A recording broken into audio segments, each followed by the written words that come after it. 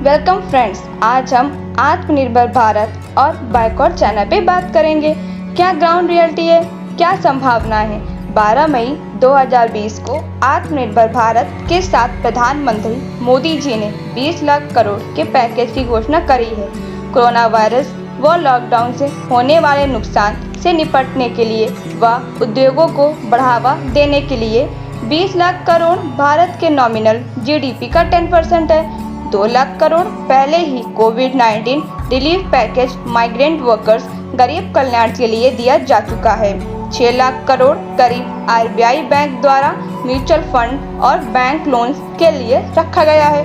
कृषि, उद्योग, सर्विसेज सभी को सपोर्ट करने का प्रयास किया गया है। इसमें एमएसएमई छोटे व लघु उद्योग को सपोर्ट करने के लिए 3 लाख करोड़ रुपए का पैकेज भी है।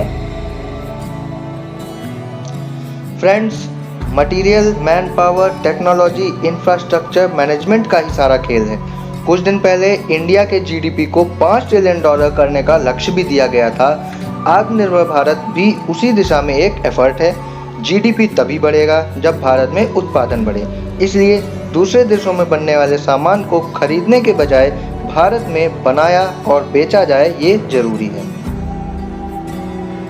फ्रेंड्स, जो ये लक्ष्य रखे जा रहे हैं ये ज़रूरी भी हैं, लेकिन कोरोना माइग्रेंट क्राइसिस के चलते हमने खुद देखा किसी सुविधा को जनता तक पहुंचाने में कितनी दिक्कत है। ग्राउंड रियलिटी क्या है? कोई प्रॉपर व्यवस्था चैनल नहीं है। अब ऐसे ही पैकेज जापान में भी दिया गया, वहाँ उसका ग्राउंड रिजल्ट मिलेगा। इंडिया में कितना मिलेगा पता नहीं। यही फर्क आ गया है हम में और उनमें। इंडिया में करप्शन है, लेकिन हम उसको ओपनली डिस्कस नहीं कर सकते। जिस देश के लोग ईमानदारी से काम नहीं करना चाहते वो देश कभी तरक्की नहीं कर सकता। इसलिए भारत में करप्शन को शायद बढ़ने दिया गया है। हमें खुद को देखने की, सुधारने की जरूरत है। फ्रेंड्स, जैसे कोई कंपनी है तो उसका हर कर्मचारी कंपनी को आगे बढ़ाने, उसके उद्देश्यों की पूर्ति में सहयोग देता है, कार्य करता है, तभी कंपनी ग्रो करती है, अपने ऑब्जेक्टिव, गोल्स, टारगेट्स को अचीव करती है। अब अगर कुछ को पता ना हो, कुछ को इंटरेस्ट ना हो, कुछ विपक्ष में बैठे हों, तो एक कंपनी में कई कंपनियां हैं, उनका कुछ नहीं होगा। एक दिशा में खींचेंगे तो कहीं पहुंचेंगे, सब अपनी अपनी दिशा में खींचेंगे तो कोई कहीं नहीं पहुंचेगा। नेशनल इंटरेस्ट तो हर किसी के लिए सबसे पहले होना चाहिए। जैसे एक टीम है, उसमें अलग अलग लॉबी बना के बैठे हैं, आपस में झगड़ा कर रहे हैं, वो क्या मैच खेलेंगे और क्या जीतेंगे। फ्रेंड्स, मेड इन इंडिया से ही इंडिया में तो जॉब जनरेट होंगी। पहले चाइनीज प्रोडक्ट की क्वालिटी पे कमेंट किया जाता था, लेकिन धीरे धीरे उन्होंने खुद को सुधारा। आज एप्पल के मोबाइल भी चाइना में ही बन रहे हैं। हुआई सबसे बड़ी इलेक्ट्रॉनिक कंपनी बन चुकी है। Realme, Vivo, Oppo, one plus सब चाइना की बीवी के कंपनी के प्रोडक्ट्स हैं। नर्सरी में एडमिशन लेंगे तभी तो एक दिन डॉक्टर, इंजीनियर बनेंगे। यहाँ समझदार लोग समझा रहे हैं, बच्चे को पढ़ना नहीं आता, इंजीनियर कहाँ से बनेगा। लेकिन स्कूल में एडमिशन कराने की, पढ़ाई पे ध्यान देने की बात नहीं कहते।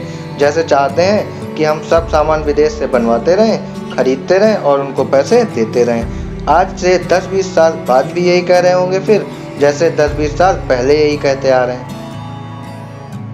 इकोनॉमी का सारा मतलब कैश फ्लो से है। सरकार टैक्स से पैसा इकट्ठा करती है, उससे अपने खर्चे निकालती है, गवर्नमेंट एम्प्लॉयज़ को सैलरी देती है, बाकी डेवलपमेंट्स के लिए बचता है तो करती है, नहीं तो वर्ल्ड बैंक से लोन लेती है। हर साल यही होता है। अब इसमें चेंज तभी होगा जब खर्चा कम और उत्पादन ज़्यादा हो और करप्शन ना हो। अब देखिए, भारतीय स्टार्टअप आता भी है तो उन्हें खरीद लिया जाता है। जैसे पेटीएम को अलीबाबा और सॉफ्टबैंक ने खरीद लिया, फ्लिपकार्ट को वॉलमार्ट ने खरीद लिया। ऐसी बहुत एमएनसीज हैं जिनका सारा सेटअप इंडिया में है, ऑपरेशन सेल्स इंडिया में है, ओनरशिप इंडियन नहीं है। प्रॉफिट के रूप में 30% तक पैसा बाहर चला जाता है। जैसे ब्रिटिश इंडिया छोड़ के चले गए, इंडियन प्रशासन प्रबंधन कर रहे हैं, लेकिन इंस्ट्रक्शन सारे ब्रिटिश से ही आ रहे हैं। कंट्रोल सब उनके हाथ में ही है और प्रॉफिट के रूप में सारा पैसा वो ले जाते हैं। हमारे पास उद्योग लगाने के लिए पैसे नहीं है, संसाधन नहीं है और टेक्निकल स्किल भी नहीं है, तो भारतीय केवल उनके लिए काम ही कर सकेंगे। जैसे ठेकेदार ठेके पे काम कराता है और मजदूरों को पैसे दे देता है। जैसे रेडमी, ओप्पो, पेप्सी, कोक, सभी एमएनसीज के सीईओ इंडियंस ही हैं और स्टाफ भी। अगर कोई भारतीय प्रयास करे तो उसकी कंपनी को खरीद लिया जाता है या उद्योगपति समुदाय को ही नौकरी देने वाला नहीं, शोषण लूट करने वाला कह दिया जाता है। फिर तो ये पैटर्न कभी नहीं टूट सकेगा। भारतीय बिजनेस कम्युनिटी को ग्रो कराना होगा, ज़्यादा डेवलप कराना होगा, स्ट्रॉन्ग करना होगा, तब वो उद्योग लगा पाएंगे, तब नौकरी बढ़ेगी, तब अपने देश का पैसा देश में रहेगा। इंडिया में ही इंडियन ओन कंपनीज नहीं होनी चाहिए, दूसरे देशों में भी इंडियन ब्रांड्स होनी चाहिए। ये एक स्पोर्ट्स है, ये हमारे इनकॉम्पिटेंस को शो करता है। खुद का आर्थिक रूप से मजबूत होना बहुत ज़रूरी है। ये एक शर्म की बात भी है कि 135 करोड़ के देश में छोटे छोटे सामान, खिलौने भी इंपोर्ट करके लाए जाते हैं। फ्रेंड्स, इंडिया में ज़्यादातर ट्रेडिंग है, खरीदा बेच दिया। मैन्युफैक्चरिंग में अभी बहुत काम करने की ज़रूरत है, जिसके लिए उद्योगपतियों को सुरक्षा का माहौल देना चाहिए, सपोर्ट करना चाहिए। Remove China software and hardware ऐसा ही एक इनिशिएटिव है। टिकटॉक को अनइंस्टॉल करके मित्रों इंस्टॉल करें, जिसका लिंक डिस्क्रिप्शन बॉक्स में दिया गया है। इंडियन ऑप्शन होते हुए मार्केटिंग न हो पाने के कारण हमें उनके बारे में पता ही नहीं है। फ्रेंड्स, आपको 2007 की 11 5-ईयर प्लान के लिए मिनिस्ट्री ऑफ शिपिंग की रिपोर्ट है, लिंक डिस्क्रिप्शन में दे दिया गया है, जिसमें रिलायंस नावल अनिल अंबानी ग्रुप का जो पहले पीपावाव शिपयार्ड था, एबीजी शिपयार्ड को विश्व स्तरीय और भारत के लिए संभावनाओं वाला बताया गया है। सुझाव दिए गए हैं। दोनों शिपयार्ड आज बंद हो चुके हैं, एनसीएलटी में हैं और बिडर नहीं मिल रहा है। मतलब बड़ी बड़ी बातें तो की जाती हैं, एक्चुअल चैलेंजेस और समस्याओं का हल नहीं किया जाता और फिर वो फेल हो जाता है। इस रिपोर्ट में बताया गया है, भारत के शिपिंग व्यापारी वर्ग भी चाइना से ही शिप खरीदते हैं, क्योंकि कस्टम ड्यूटी दे के भी उनको सस्ता पड़ता है। समय और क्वालिटी तो है ही, उसके लिए सुझाव भी दिए गए हैं। 90% विश्व की माल आदि वस्तुओं का ट्रांसपोर्ट शिप से होता है। $200 बिलियन से ज़्यादा की केवल शिप बिल्डिंग इंडस्ट्री है। आज ये शिपयार्ड होते तो डायरेक्ट इनडायरेक्ट 1 लाख लोगों को रोजगार दे रहे होते, अर्थव्यवस्था को सहयोग मिलता और विश्व की शिप बिल्डिंग इंडस्ट्री में इंडिया की एंट्री होती। एक बहुत बड़ा विकल्प खत्म हो गया। ना इनकी केस हिस्ट्री होती है, दोबारा ऐसा ना हो, क्यों एक प्रोजेक्ट फेल हो गया या एक व्यवस्था की असफलता है। कौन बिजनेस ग्रुप फिर से रिस्क लेगा, कैसे रोजगार बढ़ेंगे, हर सेक्टर में यही हाल है। इंडस्ट्री खुद से नहीं चल सकती, सबको साथ आना होता है। गवर्नमेंट, बैंक, इंडस्ट्री लोग अब प्राइवेट प्लेयर्स लोन लें, उस पर इंटरेस्ट दें, इंफ्रास्ट्रक्चर खड़ा करें, एम्प्लॉयज रखें, मटेरियल खरीदें, बनाएं, सेल्स पे ध्यान दें। एक फाइट है ये मल्टीपल फ्रंट्स पे, और फेल हो जाए तो लोन, रिकवरी एक्सेट्रा। जबकि पैसा एक्सपेंसेस सैलरी में पे हुआ है, प्रॉपर्टी तो उसकी है ही नहीं। वहीं गवर्नमेंट सेक्टर है, उस पे सारे रिसोर्सेज रहते हैं और नहीं कर पाता, सरकार उसको पैकेज दे देती है, कोई हिसाब नहीं मांगता।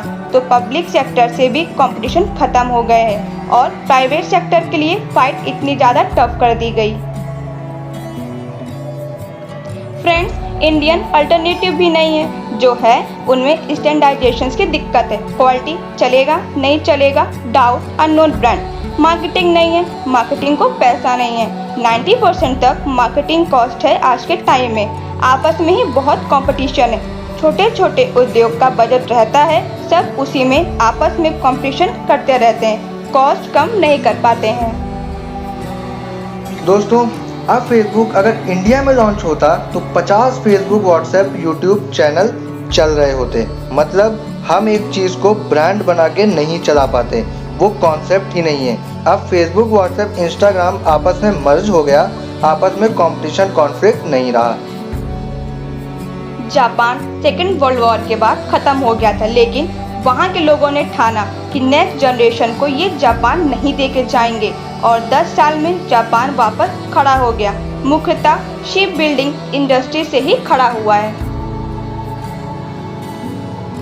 अब यह एक टीम एफर्ट होता है। अब उद्योग की कॉस्ट घटाने के लिए कर्मचारियों को वेतन कम देना पड़ेगा, लेकिन एम्प्लॉयज़ के खुद के दूसरे एक्सपेंसेस भी हैं। बच्चों के स्कूल की फीस देनी है कर्मचारी को। सरकारी स्कूल में तो सरकारी स्कूल के टीचर के बच्चे भी नहीं पढ़ते। मेडिकल है, अदर एक्सपेंसेस हैं, ये एक्सपेंसेस कम करने होंगे। यानी कि जो ये अव्यवस्था है उसे ठीक करे बिना आप ये नहीं कर सकते। सब आपस में जुड़ा हुआ है। भारत में तो लोग 2-2 घंटे का अप डाउन करके नौकरी कर रहे हैं, जिसमें समय और पैसा दोनों व्यर्थ होता है। तो इंडिया को एक कंबाइंड एफर्ट की ज़रूरत है और ये ज़रूरी भी है, नहीं तो हम आर्थिक गुलामी की ओर बढ़ रहे हैं। हमें अगले 10 से 15 सालों का लक्ष्य रखना होगा खुद को आत्मनिर्भर बनाने के लिए और खुद को और देश को मजबूत बनाने के लिए। सब सेक्टर, सब लोग साथ आए तो ये किया जा सकता है, जैसे जापान ने किया, चाइना ने किया। अब हम भी कर सकते हैं, प्रोवाइडेड हम खुद को सुधारें।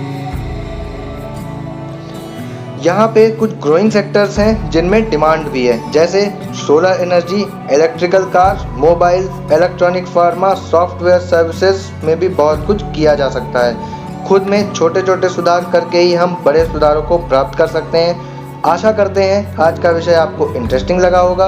वीडियो को लाइक करें, ज़्यादा से ज़्यादा शेयर करें। धन्यवाद। आप सबका समर्थन, प्रोत्साहन बहुत ज़रूरी है। जय हिंद, जय भारत।